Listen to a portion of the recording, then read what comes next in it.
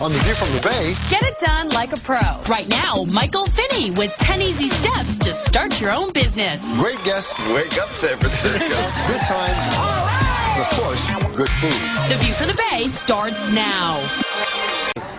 Now we have 10 easy steps for starting your own business here at the Expert Advice as a co-founder and CEO of Outright.com. Please welcome Kevin Breath. Kevin, thanks for joining us. Thank you for having me.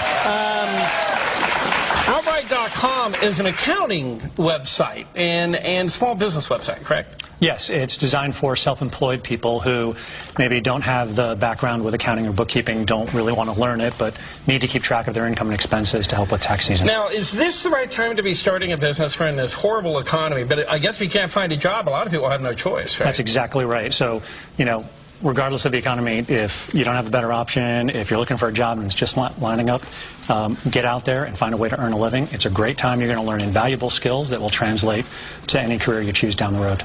I do know that Microsoft and Apple were both formed during recessions. Mm-hmm. So yeah, it can't be all bad. That's right. You have some advice for starting out, because there's a whole lot of people that always said they were going to be an entrepreneur, and now they're kind of the accidental entrepreneurs. That's exactly right. So the first piece of advice we tend to give people is to have an honest conversation with yourself. And what I mean by that is starting a business is hard. It's going to be challenging. You're going to make a lot of mistakes. Things are not going to go the way you expect. It can be very lonely at times. So you really need to figure out if you have the passion and the perseverance. It's one of the most common character traits of successful entrepreneurs. People can persevere. And if you find that you are able to do that, you're going to achieve things that are going to give you a great sense of confidence and fulfillment. But it's really important that you know what you're getting into before you start. It's kind of lonely. It's very lonely. It can be, you know, especially, you know, more than half of all small businesses are based out of their home. So you basically have to come up with everything you're going to do each day. You need to find ways to get out there and interact with customers and other business professionals. You say figure out your value proposition. That sounds so fancy. What does that mean? It sounds fancy, but it's not. What it really means is figure out what it is that you're providing that's different than the other options that are available to people. Why, when somebody talks to you, are they going to buy your product or service? Okay. You say find a paying customer. Yeah, we talk about that a lot because you'll find there are a lot of businesses out there that, you know, when you're thinking of starting a company or starting a business, they want to sell you things to start your business, right? They want you to go out and set up a business license and, you know, buy books and take seminars and stuff like that.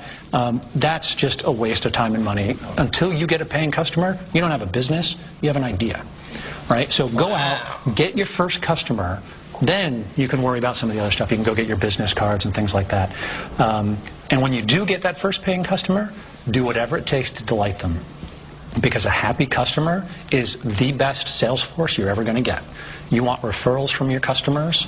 So the very first one you get, make sure they love you and they tell all of their friends, so their friends tell their friends. And most people, or many people, when they start out, they look towards friends and family. What you just said almost makes you say, don't do that. You want to go find a real customer, not someone who's going to humor you. Right. You do want to find somebody who will actually pay you money, so that's a real customer. But you can leverage friends and family to kind of get the word out. And in this day and age with kind of social networking tools like Facebook and LinkedIn and Twitter and things like that, it's much easier to use technology to get the word out even more broadly. You're not going to have time or be close enough to have coffee with every person you've ever worked with or acquaintances. So to be able to reach out more broadly can provide a lot of value. Everyone always says use the social networks, as you do, as part of your pipeline. If you go on Twitter, you see you're the only guy who's not trying to sell something. I mean, I really enjoy Twitter, and I'm on it, but wow, it's like there's a lot of people selling a lot of stuff on Twitter. There is, and it's pretty hard to cut through the clutter, so it gets back to that kind of value proposition. But also, you want to make sure that when you're on your social networks, you want to connect with the right people. Don't go out and connect to every person, and don't just be putting out every piece of information. You want to provide some value, give people good updates. provide advice. On a lot of the social networks, there are sections that have kind of questions and answers.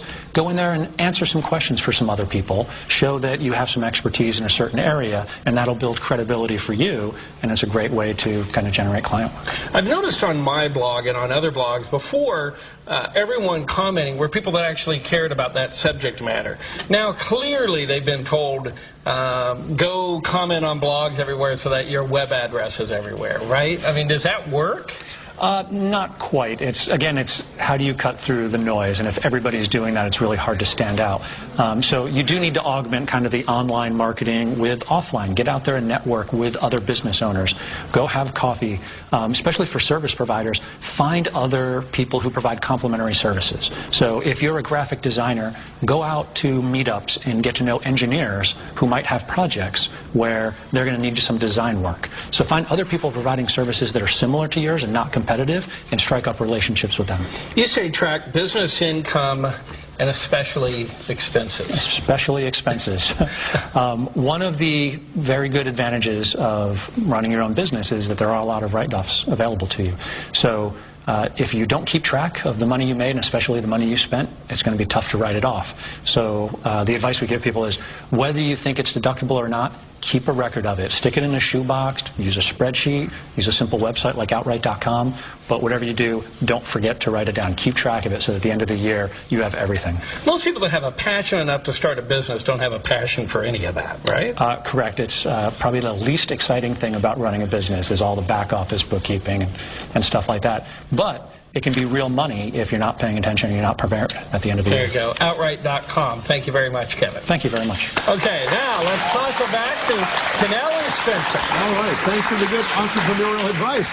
Coming up next, Bruce and Dellos has a surprisingly easy